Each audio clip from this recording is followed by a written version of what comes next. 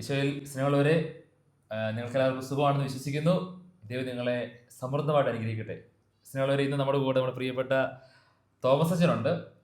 Thomas അച്ഛൻ ഞാനും കൂടി നിങ്ങൾക്ക് വളരെ സ്പെഷ്യലായിട്ടുള്ള കുറച്ച് ആളുകളെ പരിചയപ്പെടുത്താൻ വേണ്ടി വന്നതാണ്. നിങ്ങൾക്ക് പലർക്കും അറിയാം, തോമസ് അച്ഛൻ വചനം പഠിക്കാനും അതുപോലെ തന്നെ മറ്റുള്ള വചനം പഠിപ്പിക്കാനും വചനം ജീവിക്കാനൊക്കെ ആയിട്ട് ഒരു ഗ്രൂപ്പൊക്കെ ഫോം ചെയ്തിട്ടുണ്ട്. ആ ഗ്രൂപ്പിലുള്ളവർ വചനം പങ്കുവയ്ക്കുന്നു, വചനം പഠിക്കുന്നു, അല്ലേ അച്ഛാ? അങ്ങനെയല്ലേ മുന്നോട്ട് പോകുന്ന ഒരു ഗ്രൂപ്പ്? 2 ഗ്രൂപ്പുകളുണ്ട്. ഒന്ന് ഡെയിലി മന്ന, അതിൽ ഏകദേശം 300-ലധികം ആളുകളുണ്ട്. പിന്നെ IHM, immaculate heart of Mary, പരിശുദ്ധ അമ്മയുടെ മതസേന, ആ ഒരു ഗ്രൂപ്പ്. അത് വൈദികർക്കും സിസ്റ്റേഴ്സിനും വേണ്ടിയാണ്. അപ്പം അങ്ങനെ 2 ഗ്രൂപ്പുകളുണ്ട്. അതിൽ അവർ വളരെ തീക്ഷ്ണതയോടുകൂടി വചനം പഠിക്കുന്നു. അതിനേക്കാളും തീക്ഷ്ണതയുള്ള ഇവിടെയുള്ള കുഞ്ഞുങ്ങളെ കാണുന്നതിൽ ഒത്തിരി സന്തോഷമുണ്ട്. അതാണ് ഞങ്ങൾ നിങ്ങൾക്ക് വേണ്ടി, ഞാനും അച്ഛനോട് ഒരുമിച്ച് ഒരു വീട്ടിൽ വന്നിരിക്കുകയാണ്. സ്നേഹമുള്ളവരെ, നിങ്ങൾ എൻ്റെ കയ്യിലോട്ട് നോക്കിയാൽ അറിയാൻ മനസ്സിലാകുന്നുണ്ടോ? My Bible. നമ്മൾ സാധാരണ പല രീതിയിൽ ബൈബിൾ കണ്ടിട്ടുണ്ട്. ഇത് മൈ ബൈബിൾ എന്നുള്ള ഒരു ബൈബിളാണ്. ഇതിൻ്റെ അകത്ത് ഒരു കുഞ്ഞ്, ആരാന്ന് പറഞ്ഞുതരാം. ഈ കുഞ്ഞ് ഇങ്ങനെ ബൈബിളിൽ ഇങ്ങനെ ഓരോ വചനങ്ങൾ എഴുതി 292 അല്ലേ? 295 വചനങ്ങൾ ഈ കുഞ്ഞ് എഴുതിയിട്ടുണ്ട്. അപ്പോൾ ആ കുഞ്ഞിനെ പരിചയപ്പെടാൻ ഇവിടെ എഴുതുക മാത്രമല്ല, ആ കുഞ്ഞ് 295 വചനങ്ങൾ പഠിച്ചിട്ടുണ്ട്. അപ്പോൾ ആ ഒരു ഫാമിലിനെ പരിചയപ്പെടാനും അവരുടെ വിശേഷങ്ങളൊക്കെ അറിയാൻ വേണ്ടിയാണ് ഞങ്ങൾ വന്നിരിക്കുന്നത്. അപ്പോൾ നമുക്ക് അവരോട് കുറച്ച് നേരം സംസാരിക്കാം. നമസ്കാരം, സ്തുതിയായിരിക്കട്ടെ. നിങ്ങളുടെ പേരെന്ന് പറയാമോ? എൻ്റെ പേര് ഫ്രാൻസിസ് മാത്യു, വീട്ടുപേര് മോനിപ്പിള്ളി, കോതമംഗലൂർ. എൻ്റെ പേര് ജിജി. അന്ന, മരിയ. പ്രിയപ്പെട്ട സഹോസ്, ഇത് നിങ്ങൾ ഇവിടെ കയറി വരുന്ന നമ്മൾ കണ്ടത്, ഇവിടെ ഈ വീട്ടില് പല ഭാഗങ്ങളിൽ ഞങ്ങൾ വചനം എഴുതി വെച്ചിരിക്കുന്നുണ്ട്. അപ്പം നമ്മൾ അവിടെ നോക്കുക, കയറി വരുന്നത് കണ്ടോ, അവിടെ എല്ലാം വചനം എഴുതി ഒളിച്ച് വെച്ചിരിക്കുകയാണ്. അപ്പോൾ ഇന്ന് നമ്മൾ വന്നത് പ്രത്യേകിച്ച് ഈ കുഞ്ഞിനെ പരിചയപ്പെടാൻ വേണ്ടിയാണ്. മരിയ അല്ലേ? മരിയയുടെ ബൈബിളാണിത്. മരിയ എഴുതിയ ബൈബിൾ. മരിയ കൈ പിടിച്ചു, കൈ പിടിക്കും കേട്ടോ. മരിയ എത്ര വചനം പഠിച്ചിട്ടുണ്ട്? 300-ലടുത്ത് വചനം പഠിച്ചിട്ടുണ്ട് അല്ലേ? 295, പിന്നെ കുറച്ച് അധികം വചനങ്ങളുടെ മരിയയ്ക്ക് അറിയാം. മരിയ എത്രയല്ലേ പഠിക്കുന്നത്? 4-ല്. സ്കൂളിൽ 3-ാം ക്ലാസ്സിലും സൺഡേ സ്കൂളിൽ 4-ാം ക്ലാസ്. അപ്പോൾ 4-ാം ക്ലാസ്സിൽ പഠിക്കുന്ന ഒരു കുഞ്ഞ് 295 വചനം, 300 വചനം പഠിച്ചിട്ടുണ്ട്. സന്തോഷം. അവിടെ സ്നേഹമുള്ളവരെ നോക്കി, ഈ കുഞ്ഞ് ഈ പ്രായത്തിനിടയിൽ ഇത്രമാത്രം വചനങ്ങൾ പഠിച്ചു. അപ്പം നമുക്കും ഒന്ന് പരിശ്രമിക്കുവാണല്ലേ? തീർച്ചയായിട്ടും നിങ്ങൾക്ക് എല്ലാവർക്കും പഠിക്കാം. ഇത് എല്ലാവർക്കും ഒരു പ്രോത്സാഹനമാണ്, ഈ കുഞ്ഞിൻ്റെ ആ ഒരു നല്ല മാതൃക. ഇനി നിങ്ങളോടാണ്, മാതാപിതാക്കളായ നിങ്ങളാണല്ലോ തീർച്ചയായും ഈ കുഞ്ഞിന് ഇത്രമാത്രം വചനം പഠിക്കാൻ സഹായമായ കാര്യങ്ങൾ. എങ്ങനെയാണ് നിങ്ങൾ ഈ കുഞ്ഞ് ഇത്ര വചനം പഠിപ്പിക്കാനുള്ള സാഹചര്യം ഒരുക്കി കൊടുത്തത്? ഞങ്ങൾ നേരത്തോട്ട് വചനം പറയും. അപ്പം അത് പിള്ളേർ അത് കേട്ട് വചനം പഠിച്ചു തുടങ്ങി. പിന്നെ ഞങ്ങളിപ്പം സന്ധ്യയ്ക്ക് പ്രാർത്ഥന ചെല്ലുമ്പോൾ ആ ഒപ്പം ഒരു വചനം പറഞ്ഞാണ് 10 നന്മ അറിഞ്ഞവരുടെ ഇടയ്ക്ക് ഓരോ വചനം പറയും. അത് 10 പ്രാവശ്യം ആവർത്തിക്കും. അടുത്തതിന് വേറെ എടുത്ത് അത് ആവർത്തിക്കും. അങ്ങനെ 50 പ്രാവശ്യം ഒരു 50 വചനം നിങ്ങൾ ചെയ്തു? 50 അല്ല, ഒരു വചനം 5 വചനം. 5 വചനം, ഒരു വചനം 10 പ്രാവശ്യം ആവർത്തിക്കും. അപ്പം അങ്ങനെ ഒരു ജപമാല കഴിയുമ്പോൾ 5 വചനങ്ങൾ പഠിച്ചിരിക്കും. ഓക്കെ, അങ്ങനെ കുഞ്ഞിനെ മനസ്സിലോട്ട് ഈ വചനം. ഓക്കെ, അത് നിങ്ങളെ പ്രത്യേകം അഭിനന്ദിക്കുന്നു. അങ്ങനെ ഒരു മാതൃക മക്കൾക്ക് കൊടുക്കുന്നത് മാതാപിതാക്കളെ. നിങ്ങളുടെ തീക്ഷ്ണതയാണ് അവിടെ ഞങ്ങൾ കാണുന്നത്. ഈ മോൾ അന്നയും ബൈബിൾ വചനം എഴുതിയിട്ടില്ലേ? അതെ. നീയും എങ്ങനെ എത്ര വചനം ഇങ്ങനെ പഠിക്കുവാണോ? പഠിച്ചുകൊണ്ടിരിക്കുന്നു. അപ്പൊ നിങ്ങൾ വീട്ടിലുള്ള എല്ലാവരും വചനം പഠിക്കുന്നവരാണല്ലേ? അന്ന ഇപ്പോൾ എത്ര വചനങ്ങൾ പഠിച്ചു കാണും? 300.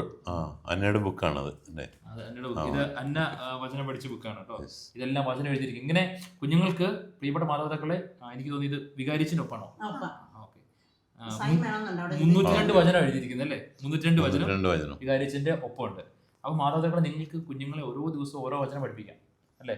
അങ്ങനെ ആ വചനം പഠിച്ച് ഇവർ മനസ്സിലും ഹൃദയത്തിലും ഈശോയുടെ സാന്നിധ്യമായിട്ട് എന്നും ഉണ്ടാകും. അപ്പോൾ അത് വളരെ നല്ല കാര്യമാണ്. അപ്പോൾ അത് നിങ്ങൾ ചെയ്യുന്നതിന് പ്രത്യേകമായിട്ട് നന്ദി പറയുന്നു. ഇനി വചനം എഴുതണം, ഭാവിയിൽ ഇവർക്ക് അത് ഉപകരിക്കുന്നുള്ള വിശ്വാസത്തിലാണ് ഞാൻ തലയിൽ വചനം വിടുന്നത്. പിന്നെ ഇവർ പഠിക്കുകയും കൂടി ചെയ്യുന്നില്ല. മൂത്തയാളെ ഞാൻ അങ്ങനെ വിട്ടെ. പക്ഷെ അന്നൊന്നും എനിക്കറിയില്ല. ദൈവം എൻ്റെ മനസ്സിൽ തോന്നിച്ചു, ഇങ്ങനെ ഞാൻ വചനം എഴുതി അവളോട് പറയാൻ പറഞ്ഞു. അവൾ പറയുമായിരുന്നു. 500 വചനെങ്കിലും കൊട്ടേഷൻ ഞാൻ എഴുതിയാണ് അവളെ ഞാൻ നേഴ്സിങ്ങിന് വിട്ടത്. പ്രിയ മാതാപിതാക്കളെ, നിയമാവർത്തനം 6:6 തിരുവചനം നിങ്ങളുടെ ജീവിതത്തിൽ അന്വർത്ഥമായിരിക്കുകയാണ്. കാരണം അവിടെ പറയുന്നുണ്ട്, ഈ വചനങ്ങൾ നിങ്ങളുടെ ഹൃദയത്തിലുണ്ടായിരിക്കണം, അത് ജാഗരൂകതയോടെ മക്കളെ പഠിപ്പിക്കണം. ഈ വചനം നിങ്ങൾ 100% ആത്മാർത്ഥമായിട്ട് അത് എനിക്ക് പ്രാവർത്തികമാക്കണം. 10,000 വചനം അറിയാം. ഞാൻ 37 സങ്കീർത്തനം കാണാതെ പഠിച്ചത്. അത് 13ാമത്തെ സങ്കീർത്തനം കൊച്ചാണ് എന്നെ കാണാതെ പഠിപ്പിച്ചത്. മോളാണോ? അപ്പൊ വെരി ഇപ്പോഴും കുറെ ഇപ്പം മടിയാണ്. അത് 1, 2 ഇവക്ക് ഇപ്പൊ 1, 3 ഇവക്ക് ഇപ്പോഴും കാണാൻ അറിയാം. അമ്മേനെ വചനം പഠിപ്പിച്ചല്ലേ? അവളെ സങ്കീർത്തനം 13 എന്നെ പഠിപ്പിച്ചത്. അവളും പഠിച്ചിരുന്നു, പക്ഷെ ഇപ്പോഴൊന്നും മറന്നുപോയി. ഇപ്പോഴീ പറഞ്ഞോണ്ട് പിന്നെ ഇടയ്ക്ക് പരീക്ഷ, ഇവർക്ക് സ്കോളർഷിപ്പിന്റെ പരീക്ഷ ഉണ്ടായിരുന്നു ഒരു 2 ആഴ്ച മുമ്പ്. അത് കഴിഞ്ഞിട്ട് 12 ദിവസം കൊണ്ടാണ് അവൾ ഇത്രയും വചനം പഠിച്ചത്. 12 ദിവസം കൊണ്ടാണ് ഇത്ര വചനം പഠിച്ചത്? ശരി. അതിന്റെ സ്കോളർഷിപ്പിന്റെ പഠിക്കാനുണ്ടായിരുന്നു. 18ാം തീയതി സ്കോളർഷിപ്പിന്റെ പരീക്ഷ ആയിരുന്നു ഈ മാസം. അത് കഴിഞ്ഞിട്ട് ദീർഘിട്ട് പഠിച്ചതാണ്. പിന്നെ എല്ലാ ദിവസവും ബലിയമ്പലത്തിന് ഈ ശനിയാഴ്ച ചെല്ലണം. ഇവിടെ വിശ്വജിയില് എല്ലാ ദിവസവും ഞങ്ങൾ പഠിക്കും. എല്ലാ ദിവസവും കുഞ്ഞുങ്ങൾ പള്ളി പോകും. കൊണ്ടുപോകും. അതിന്റെ പനിയൊക്കെ ഉണ്ടെങ്കിൽ മാത്രം ഇത് കൊടുക്കും. അല്ലെങ്കിൽ എല്ലാ ദിവസവും ഞങ്ങൾ കൊണ്ടുപോകും. നിങ്ങളും പോകും, ഞങ്ങളും പോകും, കുഞ്ഞുങ്ങളെ കൊണ്ടുപോകും. അത് വളരെ വലിയ മാതൃകയാണ്. മാതൃകയാണ്. അപ്പൊ ഈ ശനിയാഴ്ച ബലിയമ്പലം എന്ന് പറഞ്ഞ ഈ വിശ്വജി വെച്ച് ഇതുണ്ട്, മെത്രാനൊക്കെ വരുന്നുണ്ട്. അതിന് ചെല്ലണം. എല്ലാ ദിവസവും ഒരു വർഷം അവരെ അനുവദിക്കാനൊരു ചടങ്ങ്. അപ്പൊ ദൈവം ഒത്തിരി അനുഗ്രഹങ്ങൾ ചെയ്യുകയാണല്ലേ.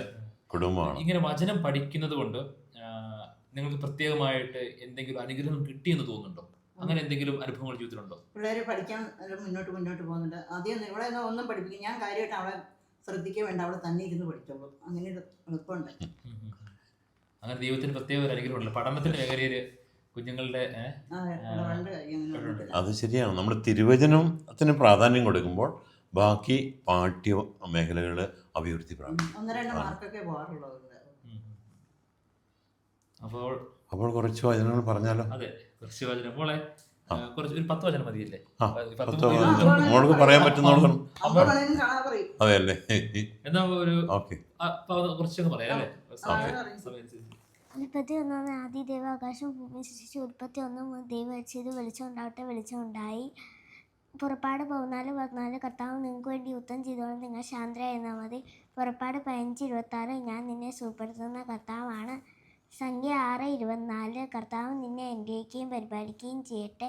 ലേവ്യർ 19:18 നിന്നെപ്പോലെ തന്നെ നിന്റെ അയൽക്കാരനെ സ്നേഹിക്കണം.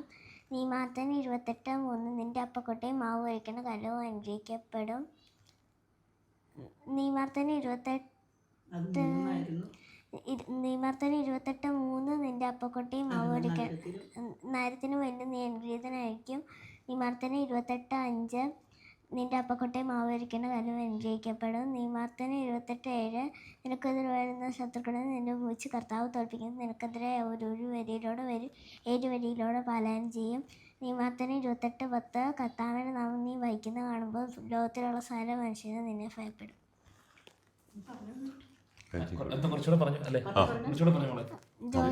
ജോഷുവ 1:5 നിന്റെ ആയുഷ്കാലത്ത് ഒരിക്കലും ആർക്കും നിന്നെ തോൽപ്പിക്കാൻ സാധിക്കില്ല. മോശയുടെ കൂടെ എന്നപോലെ നിന്നോട് കൂടി ഉണ്ടായിരിക്കും. ജോഷുവ 1:9 നിന്റെ ദൈവമായ കർത്താവ് നീ പോകുന്നിടത്തെല്ലാം നിന്നോട് കൂടി ഉണ്ടായിരിക്കും. ജോഷുവ 3:5 ജോഷുവ ജനത്തോട് പറഞ്ഞ് നിങ്ങളെ തന്നെ ശുദ്ധീകരിക്കും. നാളെ നിങ്ങളുടെ ദിവസങ്ങളിൽ കർത്താവ് അത്ഭുതം പ്രവർത്തിക്കും. റൂത്ത് 4:13 കർത്താവിൻ്റെ അനുഗ്രഹത്തെ അവൾ ഗർഭിണിയായ ഒരു പുത്രനെ പ്രസവിച്ചു. റൂത്ത് 2:12 നിന്റെ ഭർത്തൃക്ക് കർത്താവ് പ്രതിഫലം നൽകും. നീ അഭയം പ്രവചിക്കുന്ന ഇസ്രായേലിന്റെ ദൈവമായ കർത്താവ് നിന്നെ സമർത്ഥമായി അനുഗ്രഹിക്കും. സങ്കീർത്തനം 57:2 അത്യുന്നതനായ ദൈവത്തെ ഞാൻ വിളിച്ചപേക്ഷിക്കുന്നു. എനിക്ക് വേണ്ടി എല്ലാം ചെയ്തു തരുന്ന ഒരു ദൈവത്തെ തന്നെ. സങ്കീർത്തനം 1:1 ദുഷ്ടരുടെ ഉപദേശം സ്വീകരിക്കുക, പാപികളുടെ വരി വ്യാപരിക്കുക, പരിഹാസരുടെ പീഠങ്ങളിൽ ഇരിക്കുക ചെയ്യാത്ത ഭയവ. സങ്കീർത്തനം 1:3 നീർച്ചാലിൻ്റെ അരിയിൽ നട്ടത് യഥാകാലം ഫലം തരുന്നതും ഇല ഒഴിയാത്തതുമായ വൃക്ഷം പോലെയാണ് അവൻ. അവൻ്റെ പ്രവൃത്തികൾ സഫലമാകുന്നു. സങ്കീർത്തനം 1:5 ദുഷ്ടർക്ക് ന്യായവിധി നേടാൻ കഴിയില്ല, പാപികൾക്ക് നീതിമാന്റെ ഇടയിൽ ഉറച്ചു നിൽക്കാൻ കഴിയുകയില്ല. എനിക്ക് ഒന്ന് കുഞ്ഞിങ്ങനെ പറഞ്ഞുകൊണ്ടിരിക്കും, ഇങ്ങനെ പോയിക്കൊണ്ടിരിക്കും. 300 എണ്ണം പറയും. അന്ന അവര് ചോദിച്ചു തുടങ്ങി, പയ്യെ ചോദിച്ചു തുടങ്ങി എന്നോട് പറഞ്ഞു. അപ്പൊ ഇവിടെ അവർക്ക് സ്പീഡ് വയ്ക്കണ ചെറിയ പോയില്ല, ഇവിടെ സ്പീഡിൽ വിട്ടു. അപ്പോൾ അവരും ചോദിച്ചത് സ്പീഡിൽ അങ്ങ് പോയി. 210 ചോദിച്ചത്. അപ്പൊ ഒരു സിസ്റ്റർ വന്ന് ഇങ്ങനെ കാണിച്ചു എന്ന് പറഞ്ഞു. അവിടെ നിന്ന് മുമ്പിൽ നിന്ന് ഒരു സിസ്റ്റർ ഇങ്ങനെ കാണിച്ചു എന്ന് പറഞ്ഞു. അന്നയ്ക്ക് കുറച്ച് വചനം അല്ലെ, അന്നെ കുറച്ച് വചനം എന്ന് പറഞ്ഞു. ചേച്ചിയാണ്, അന്ന ചേച്ചിയാണ്, മരിയ ചേച്ചി. പുറപ്പാട് 14:14 കർത്താവ് നിങ്ങൾക്ക് വേണ്ടി യുദ്ധം ചെയ്തോളൂ, നിങ്ങൾ ശാന്തരായിരുന്നാൽ മതി. സങ്കീർത്തനം 23:1 കർത്താവാണ് എൻ്റെ ഇടയിൽ, എനിക്കൊന്നിനും കുറവുണ്ടാകില്ല. സങ്കീർത്തനം 1:1 ദുഷ്ടരുടെ ഉപദേശം സ്വീകരിക്കുകയോ പാപികളുടെ വഴി വ്യാപരിക്കുകയോ പരിഹാസരുടെ പീഠത്തിലിരിക്കുകയോ ചെയ്യാത്തവൻ ഭാഗ്യവാൻ. സങ്കീർത്തനം 1:3 നീർച്ചാലിന് അരികെ നട്ടതും യഥാകാലം ഫലം തരാത്തതും തരുന്നത് ഇല കുഴയാത്ത വൃക്ഷം പോലെയാണ്, അവൻ്റെ പ്രവൃത്തികൾ സഫലമാവുന്നു. സങ്കീർത്തനം 1:5 ദുഷ്ടർക്ക് ന്യായവിധിയെ നേരിടാൻ കഴിയില്ല, പാപികൾക്ക് നീതിമാന്മാരുടെ ഇടയിൽ ഉറച്ചു നിൽക്കാനും കഴിയുകയില്ല. സാമുവേൽ 2:24 ബാലനായ സാമുവേൽ ആകട്ടെ കർത്താവിൻ്റെയും മനുഷ്യരുടെയും പ്രീതിയിൽ വളർന്നു വന്നു. ലൂക്ക 2:52 യേശു ജ്ഞാനത്തിലും പ്രായത്തിലും ദൈവത്തിൻ്റെയും മനുഷ്യൻ്റെയും പ്രീതിയിലും വളർന്നു വന്നു. ഉൽപ്പത്തി 1:3 ദൈവം അരുളി ചെയ്തു വെളിച്ചം ഉണ്ടാകട്ടെ, വെളിച്ചം ഉണ്ട്. ഉൽപ്പത്തി 1:1 അതിദൈവം ആകാശവും ഭൂമിയും സൃഷ്ടിച്ചു. തൽക്കാലത്തേക്ക് ഞാൻ പെട്ടെന്ന് പറഞ്ഞാണ് അന്നോട് ചോദിച്ചാ പെട്ടെന്ന് പറഞ്ഞു. അപ്പോൾ ഈ അച്ഛാ ഇതിന് പ്രത്യേകത ഈ കുഞ്ഞ് പറഞ്ഞപ്പോഴും മരി പറഞ്ഞപ്പോഴും അന്ന പറഞ്ഞപ്പോഴും ബാക്കിയെല്ലാം അമ്മയാണ് സഹായിച്ചത്. അപ്പൊ അമ്മയ്ക്ക് അതുപോലെ നല്ല വചനം അറിയാം. അമ്മയ്ക്കും അറിയാം, മനപ്പാടാണ് അല്ലേ? ഏകദേശം എത്ര വചനങ്ങൾ അറിയാം അമ്മയ്ക്ക്? 1000 വചനങ്ങൾ. 1000 എടുത്തറിയാം. എനിക്ക് സങ്കീർത്തനം 37 പഠിച്ചായിരുന്നു. അത് ഒന്ന് വെറുതെ നോക്കി ഞാനത് പറയാം, കാണാതെ പറയാം. അപ്പോൾ അനുഗ്രഹിക്കപ്പെട്ട ഒരു കുടുംബം, ദൈവത്തിന്റെ വചനത്തിനെ സ്നേഹിക്കുന്ന, ദൈവത്തിന്റെ വചന കുഞ്ഞുങ്ങളെ പഠിപ്പിക്കുന്ന ഒരു കുടുംബം. അപ്പോൾ ഒത്തിരി സന്തോഷമുണ്ട് നിങ്ങളോട് ആയിരിക്കാനായിട്ട്. അച്ഛൻ അവസാനമായിട്ട് ഇവിടെ വന്ന് ഇപ്പോൾ സംസാരിച്ചു. അച്ഛൻ എന്താ തോന്നുന്നത്? അച്ഛന് എനിക്ക് ഇവിടെ വന്ന് വളരെ സന്തോഷം തോന്നുന്നു. കാരണം ഇത്രയും വചനത്തോട് പ്രാധാന്യം കൊടുത്തുകൊണ്ട് വചനം പഠിക്കുകയും ഒക്കെ ചെയ്യാൻ ഇന്ന് പലർക്കും അതിനൊന്നും സമയമില്ലാത്തവരുണ്ട്. ഇതൊക്കെ എന്തോ ചീള കേസാന്ന് പറഞ്ഞ് പോകുന്നവരുണ്ട്. പക്ഷേ നിങ്ങൾ അതിന് പ്രാധാന്യം കൊടുക്കുന്നു. വചനം ദൈവം തന്നെയാണ്. ആദിയിൽ വചനമുണ്ടായിരുന്നു, വചനം ദൈവത്തോടു കൂടിയായിരുന്നു, വചനം ദൈവമായിരുന്നു. അപ്പോൾ ആ ആദിയിലുണ്ടായിരുന്ന വചനമാണ് യോഹന്നാൻ 1:1 ശേഷം 1:14 നമ്മൾ കാണുന്നു, വചനം മാംസമായി മനുഷ്യനായി നമ്മുടെ ഇടയിൽ വസിച്ചു. അതേ വചനം തന്നെയാണ് പരിശുദ്ധ കുർബാനയിൽ അപ്പമായി അവതരിച്ചത്. മനുഷ്യനായിട്ട് അവതരിച്ചവൻ വീണ്ടും അപ്പമായിട്ട് അവതരിച്ചു. അങ്ങനെ വചനത്തിൻ്റെ ശക്തിയാൽ നിറയുക. വചനമാണ് നമ്മളെ വിശദീകരിക്കുന്നത്. യോഹന്നാൻ 15:3 നമ്മൾ കാണുന്നു, ഈശോ പറയുകയാണ്, ഞാൻ നിങ്ങളോട് പറഞ്ഞ വചന നിമിത്തം നിങ്ങളോട് വിശദീകരിക്കപ്പെട്ടിരിക്കുന്നു. അതുകൊണ്ട് വിശദീകരിക്കുന്ന വചനമാണ്, ശാക്തീകരിക്കുന്ന വചനമാണ്, സൗഖ്യപ്പെടുത്തുന്ന വചനമാണ്. അപ്പോൾ ആ വചനത്തിൻ്റെ അഭിഷേകത്താൽ ഒരു കുടുംബം മുഴുവനും നിറഞ്ഞ് മുന്നോട്ട് പോകുന്ന കാണുന്നതിന് ഞങ്ങൾക്ക് ഒത്തിരി സന്തോഷം. ഇവിടെ പള്ളി ദിവ്യാരിന് ആലയം പണിയാൻ വേണ്ടി ഞങ്ങൾ പ്രാർത്ഥിക്കുന്നുണ്ട്. ഞങ്ങൾ രണ്ടുപേരും ഇടയ്ക്കിടയ്ക്ക് പോയി ദിവ്യാനത്തിൽ പുള്ളി മിക്കാറും പറയണം, എനിക്ക് പിള്ളേരിപ്പോൾ അവധിയാണ്, അല്ലെങ്കിൽ എനിക്ക് സമയം കിട്ടുമ്പോൾ ഞാൻ പോയി ഇരിക്കാറുണ്ട്, ദിവ്യാനത്തിന് മുമ്പിൽ ഇരിക്കാറുണ്ട്. ഇത് ഇവിടെ ഈ കുഞ്ഞുങ്ങൾക്ക് കിട്ടിയ സമ്മാനമൊക്കെയാണ് നമ്മൾ കാണുന്നത്. പക്ഷെ അതിനേക്കാൾ ഉപരിയായിട്ട് ദൈവത്തിന് അനുഗ്രഹം, ഈ സമ്മാനങ്ങൾ ഒരു പ്രോത്സാഹനമായിട്ട് രൂപത്തിൽ നിന്ന് കൊടുത്താണ് അല്ലേ, 13 രൂപത്തിൽ കൊടുത്താണ്. പക്ഷേ വചനം പഠിച്ചതുകൊണ്ട് ഒത്തിരി അനുഗ്രഹങ്ങൾ ഇവരുടെ ജീവിതത്തിൽ ഉണ്ട്. അത് കുഞ്ഞുങ്ങൾക്ക് എന്നും ബലവും ശക്തിയുമാണ്. അപ്പോൾ സ്നേഹമുള്ളവരെ, നമ്മൾക്കിന്ന് സാവധാനം വീഡിയോ ഒന്ന് അവസാനിപ്പിക്കാം. സ്നേഹമുള്ളവരെ, നമ്മുടെ കുടുംബങ്ങളിൽ വചനത്തെ സ്നേഹിക്കുന്നവരുണ്ടാകട്ടെ, വചനം പഠിക്കുന്നവരുണ്ടാകട്ടെ, വചനത്തിന് വേണ്ടി വചനം ജീവിക്കുന്ന ആളുകളുണ്ടാകട്ടെ. ആദ്യം കുഞ്ഞുങ്ങളെ വചനം പഠിപ്പിക്കണം, വചനം മനസ്സിൽ കയറണം, എന്നാൽ മാത്രമേ വചനം ജീവിക്കാൻ അവർക്ക് പറ്റുള്ളൂ. അതുകൊണ്ട് ഈ കുടുംബത്തെ പ്രത്യേകമായിട്ട് ഓർക്കുന്നു, ദൈവത്തിന് നന്ദി പറയുന്നു. ഈ കുടുംബത്തെ ഓർത്ത് ഇനി ഒത്തിരി ദൈവാനുഗ്രഹങ്ങളുടെ ജീവിതത്തിലുണ്ടാകട്ടെ. അന്നയും മരിയും അതുപോലെ തന്നെ ഇവിടെയുള്ളവരെല്ലാം ദൈവത്തിൻ്റെ അനുഗ്രഹത്തിൽ നിറയപ്പെടട്ടെ. പ്രത്യേകമായിട്ട് തോമസിന് നന്ദി പറയുന്നു. ഇവർക്ക് ആവശ്യമായ നിർദ്ദേശങ്ങൾ ഇവിടെ കൊടുത്തതിനും ഞങ്ങൾ സംസാരിച്ചതിനും തോമസിന് നന്ദി പറയുന്നു. അപ്പോൾ ദൈവം നിങ്ങളെല്ലാം ഒത്തിരി അനുഗ്രഹിക്കട്ടെ. പ്രാർത്ഥന ഓർക്കുക, ദൈവം നിങ്ങളെ സമർത്ഥമായിട്ട് അനുഗ്രഹിക്കും. ഇതിനായിട്ട് പ്രത്യേകമായിട്ട് സമയം തന്ന ജോസഫച്ചന് പ്രത്യേകം നന്ദി അർപ്പിക്കാം. ഓക്കെ.